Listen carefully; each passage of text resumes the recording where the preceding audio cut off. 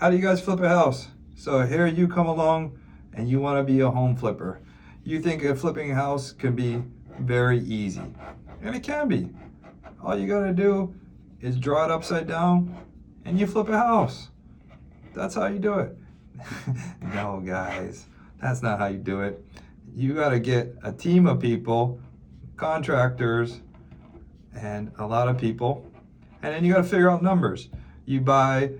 Sometimes you hear a realtor says buy a house for, I don't know, 500,000, and you sell it for 600,000, and you make profit. You think so? No.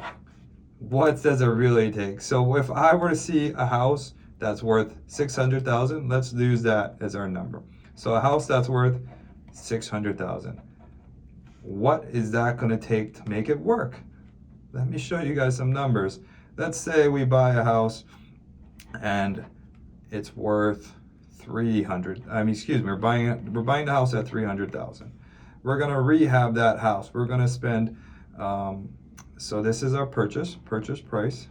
We're going to rehab, and we're going to rehab at, let's say, 50,000.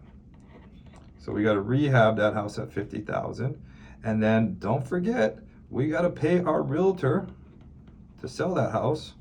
So if we pay that realtor to sell this house, we're going to pay that. We're going to pay this. We're going to pay both realtors too. Don't forget, you got to pay both sides. Let's say realtors, fees, commissions.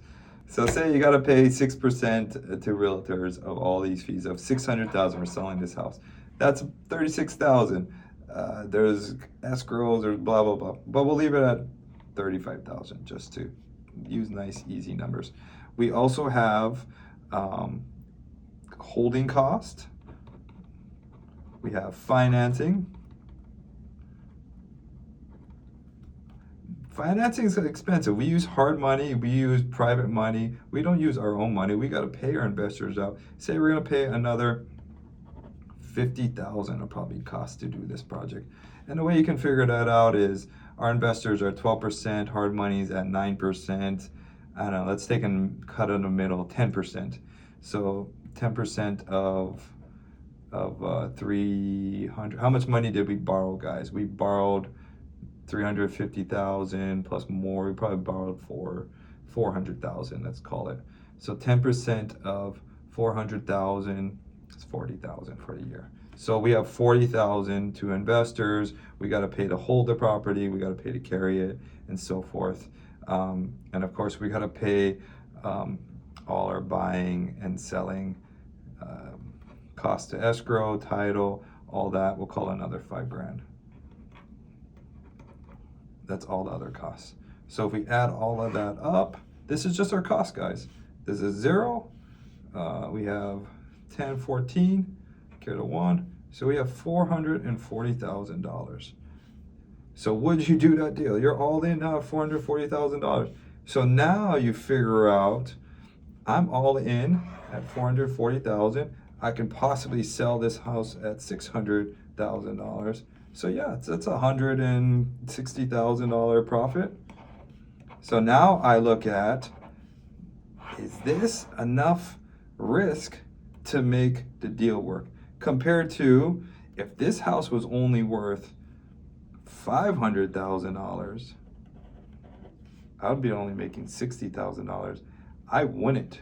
I actually 60, I probably would, but that's right on my borderline of where I would do it. So my profit is my risk factor to do this whole deal. So I look at the profit as my cushion or my support, because say your rehab goes over budget and goes up, say your holding time goes over budget and goes up, that eats away this.